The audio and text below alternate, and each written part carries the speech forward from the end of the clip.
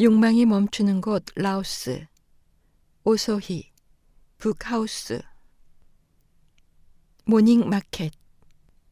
팍스에서 참파삭으로 향하는 아침, 여행자 사무소 직원이 말한다. 뚝뚝을 타고 모닝마켓에 가겠다고 하세요. 그럼 다 알아들어요. 그 옆이 바로 버스 터미널이거든요. 해서 모닝마켓에 가자고 했더니 눈치 없는 뚝뚝 기사는 진짜로 모닝마켓 한 구석에 우리를 덩그마니 내려놓았다. 그 마켓의 규모란 것이 가방을 끌고 아이 손을 잡은 내 눈엔 실로 어마어마해서 바로 옆이라던 터미널은 코빼기도 보이지 않았다. 버스라는 단어조차 낯선 사람들에게 버스 터미널이란 두 단어를 묻는 것은 부질없는 것처럼 보였기에 나는 더 길을 묻는 것을 포기하고 대신 주변을 둘러보았다. 엄청난 시장의 활기가 오감을 압박했다. 이미 반쯤 새까맣게 탄 닭발에서부터 이들이 즐겨 먹는 나물 고수의 강하고도 독특한 향기, 양동이에서 꿈을 대는 수백 마리의 개구리와 기름지게 잘 튀겨진 왕초급 바퀴벌레, 새빨갛게 익어가는 거대한 고추더미와 가격 흥정에 핏대를 세운 아주머니의 찢어지는 목소리. 나는 나도 모르게 중얼거렸다. 오, 참파사기는 오늘 안 가도 좋아. 눈치 없는 뚝뚝 기사 양반, 곱짜이. 느린 시계 바늘. 참파삭에서 머문 게스트하우스는 고요하고 도도하게 흐르는 메콩 강가에 있었다. 아름드리 커다란 나무 한 그루가 마당 한가운데에서 시원하게 그늘을 들이우고 있었고, 다른 라오스의 많은 게스트하우스들처럼 조부모와 아들 내외, 아장아장 걷는 그들의 딸, 고모네 식구들까지 대가족이 한데 어울려 운영하는 곳이었다. 꼭 해야 할 일도, 서둘러 좋아질 일도 세상에는 없다는 듯 참파삭의 사람들은 느리게 움직였다. 오랜 시간 주의 깊게 관찰해야만 그들의 움직임 속에도 시간이 흐른다는 것을 알아챌 수 있을 만큼. 나는 하루에도 여러 차례 강가의 테이블에 앉아 어제가 오늘 같고 오늘이 내일 같은 그들의 느린 움직임 속으로 방심하며 흘러갔다.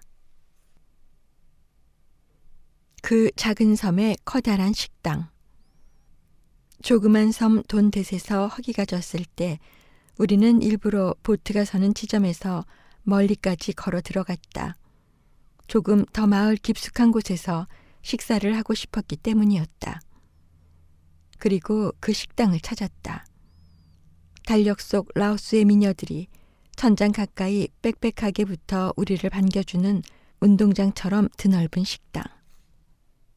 그러나 테이블은 단 3개뿐. 하루 한 명이나 들까? 몇 안 되는 여행객이 보트가 정박하는 근처에서 식사를 하므로 그 드넓은 식당은 언제나 그렇게 횡댕그렁할 것만 같았다. 흙길보다 약간 높게 시멘트 바닥이 솟아 있어서 우리는 마치 세종문화회관 대강당 무대에 간격 없이 올라서는 기분이었다. 메뉴판을 살펴보니 황당하기가 그지없다. 장장 200여 개가 넘는 음식들이 빡빡한 글씨로 나열되어 있는 게 아닌가. 이 가운데 과연 몇 가지나 그동안 주문이 되었을까? 과연 몇 가지나 현실적으로 조리가 가능할까? 전기도 닿지 않는 이 외로운 섬에서 대강당처럼 넓게 식당에 털을 닫고 온갖 아는 음식 이름을 꼼꼼히 메뉴판에 넣고 다양한 미녀 포스터들을 구해 높다란 천장 밑에 애써 매달았을 주인의 초심을 생각하니 나는 그 텅 빈 식당이 어쩐지 애잔하게 느껴졌다. 하여 라오스의 음식량은 푸짐해서 보통 하나만 주문해도 아이와 충분히 먹을 수 있었지만 그 식당에서는 2개를 주문했다. 우리가 주문한 음식은 커리 코코넛 밀크 라이스와 치킨 누들. 젊고 예쁜 두 아낙이 주방에 들어와 어쩌면 하루 단 한 번에 그칠 조리를 시작한다.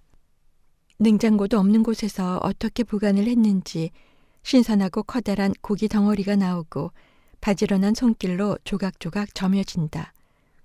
야채를 볶고 국수를 삶는 동안 젊은 아낙들의 얼굴이 벌겋게 달아오른다.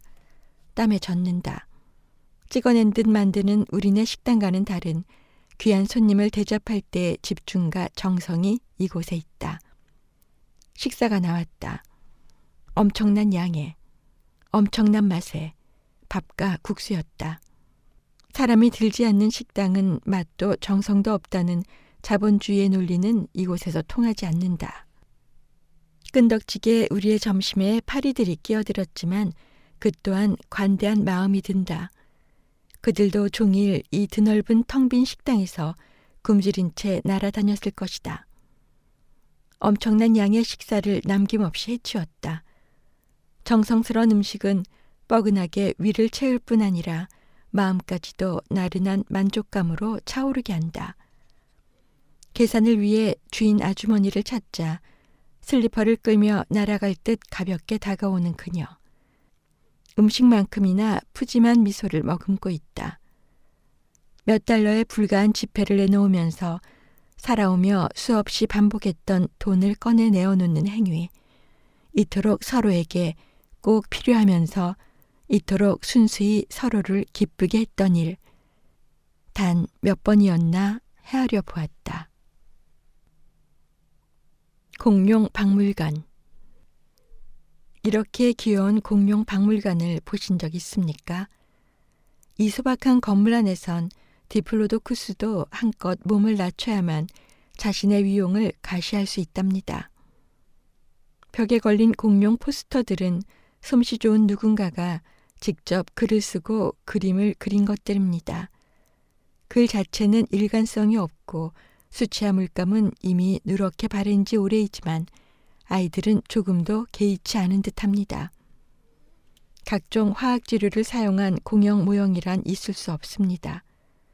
그 대신 사반나케트에서 발굴된 진짜 뼈들이 덩그마니 유리 상자 속에 누워 있고요.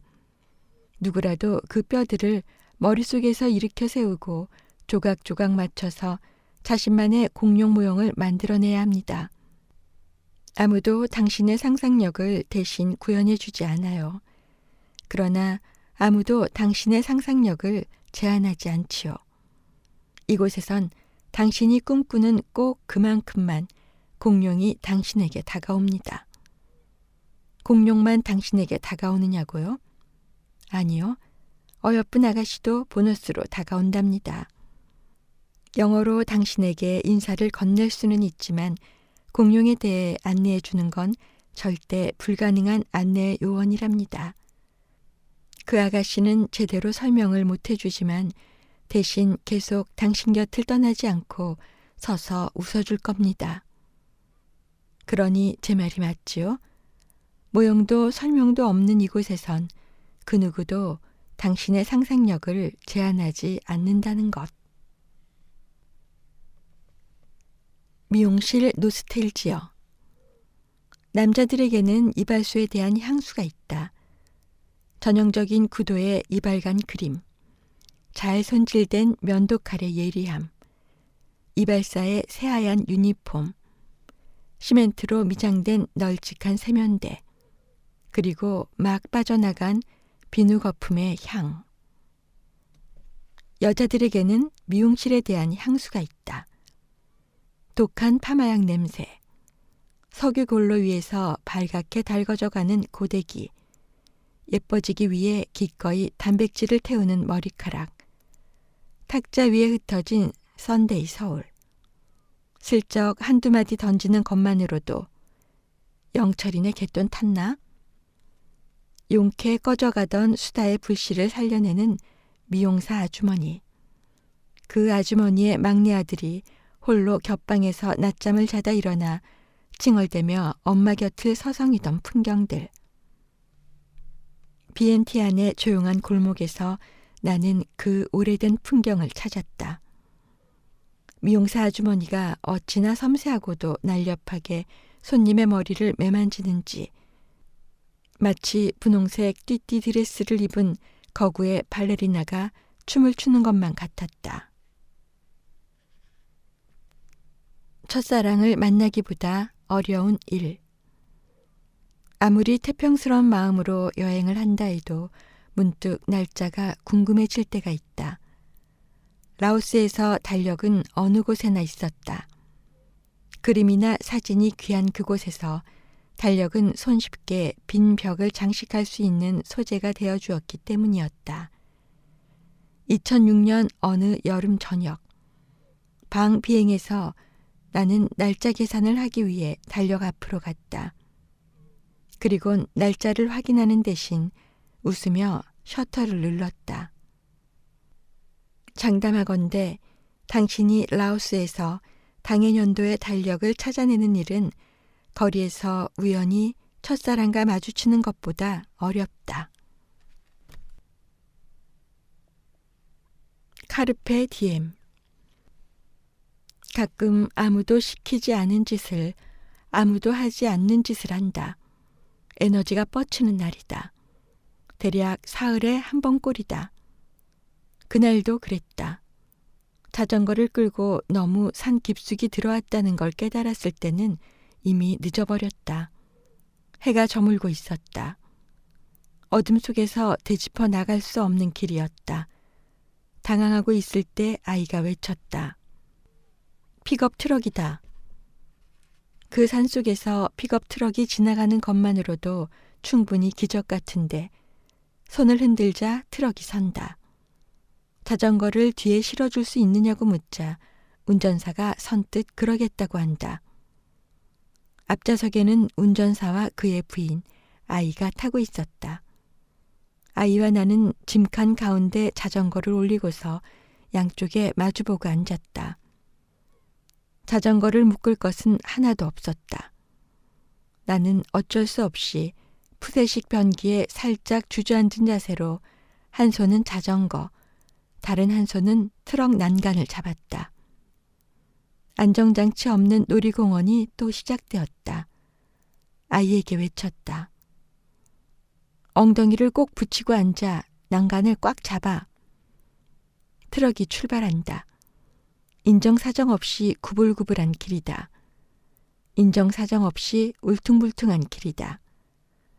출발한 지 1분도 안 되어 나는 어정쩡한 자세와 묶이지 않은 채 세워진 자전거와 패이고 구불구불한 산길이 팔뚝 짧고 팔뚝 힘 시원찮은 여자에게는 최악의 조합이라는 것을 오감으로 깨닫는다.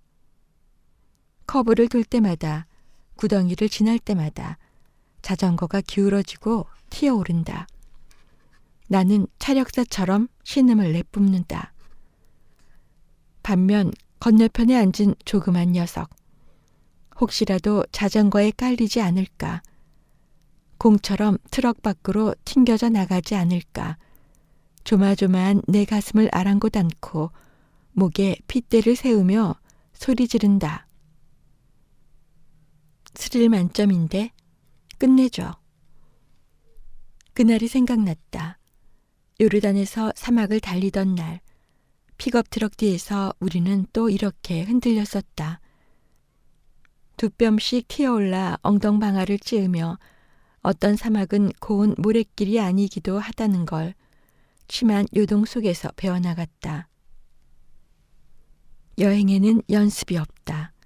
가장 격한 체험을 가장 극적인 순간에 한다. 이거 될까? 생각할 겨를도 없이 이거 된다 싶을 땐 이미 그 한가운데 있다.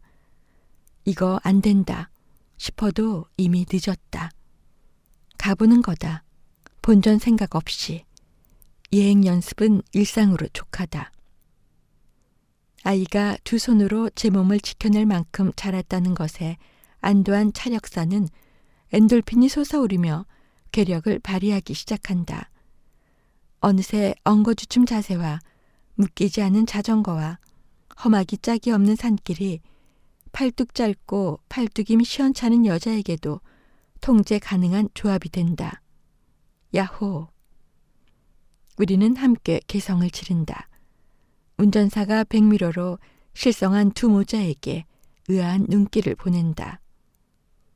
거친 길 위에서 트럭 뒷유리가 덜덜 떨린다. 우연히 거기 비춰진 내 얼굴을 본다.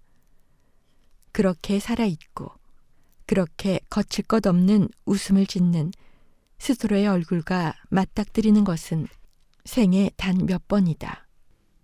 축복받은 유년을 지나고 나면 고작 단 몇 번. 그러나 사진을 찍어둘 필요도 시원찮은 기억 창고를 염려할 필요도 없다. 잊을 수 없는 얼굴은 잊을 수 없는 순간과 함께 온다. 심지어 정말로 소중한 순간에는 보지 않아도 본 것처럼 자신의 얼굴을 안다. 이 순간, 존재의 불안과 미심쩍은 허무와 어른됨의 무게들이 트럭이로 와르르 휩쓸려 나간다.